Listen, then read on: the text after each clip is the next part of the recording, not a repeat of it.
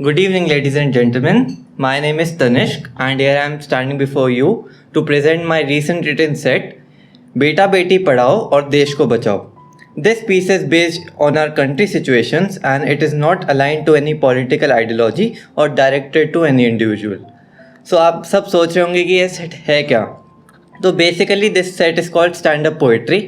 Comedy नहीं है, because वो तो सिर्फ पार्लियामेंट में होती है आजकल.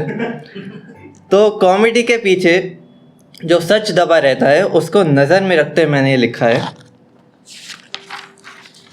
उन्होंने ज़मीन के सपनों को आसमान है दिखाया, मगर मेहनत की फसलों को बेमतलब है रुलाया. वादों की बौछार तो बहुत होती है, मगर सच तो ये है कि उन्होंने देश को बेवकूफ़ है बनाया. यूथ देखे रील्स अपने सपने भूल जाता है, विक्टिम्स के लिए आजकल कौन ही आगे आता है. कुछ सोशल मीडिया ट्रेंड्स थोड़ी उम्मीद जगाते हैं, पर कुछ पैसों के आगे वो भी नेताओं की तरह बिक जाते हैं. जस्टिस की बात होती है पर मिलता नहीं कोई इंसाफ.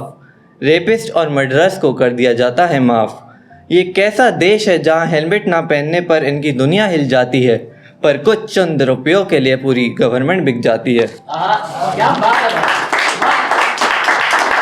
जहाँ कॉमेडियंस पे लगते पहरे और सच पे लगता है जुर्माना, वहाँ पे बेरोज़गारों का कोई ना पूछे ठिकाना. फेक केसेस की हाइप भी तो बनानी पड़ती है, क्योंकि देश से असली केसेस को भी तो है छुपाना. फ्रीडम ऑफ स्पीच में असलियत बोल दो तो इनको लगती है ऑड. पुलिस पकड़े आर्टिस्ट को और होने दे देश भर में फ्रॉड. समय से लेकर कुनाल तक सबने जोक था फैलाया, पर इन्होंने तो जोक को ही नेशनल थ्रेट है बनाया. अरे वाह! इंस्टा पे बनते फेक फेमिनिस्ट, इनको पता नहीं रियलिटी. अपना इमेज प्रमोट करते और लाते नहीं क्वालिटी.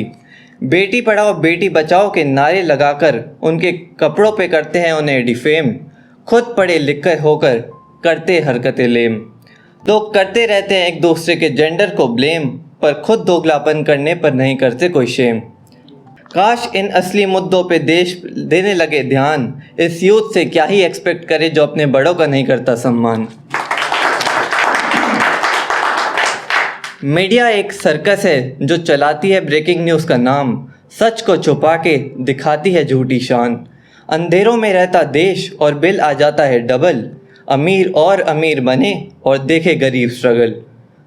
देश भर के लोग चिल्लाएं लेकर नेताओं का नाम, और पूछते रहें कि कहाँ है इलेक्शन में वादा किया हुआ काम. ये सब बन गए हैं नौटंकी का बनाया हुआ खेल, जिनके आगे जनता की आवाज़ भी हो जाती है फेल. जब असली मुद्दे आ जाएं, जब कोई नज़र न आए, ऐसे ही लाखों केस ज़मीन के नीचे दफनाएं. सो आखिर में दिल से बोलना चाहूँगा कि जो रेप पे चुप रहे वो राम राज्य के नारे हैं लगाते.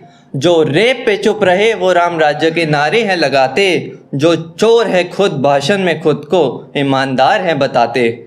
ये देश अब सर्कस बन चुका है जिसके मूर्ख है रक्षक. ये देश अब सर्कस बन चुका है जिसके मूर्ख है रक्षक. पद पे बैठकर सिर्फ हक की आवाज़ है दबाते. Thank you.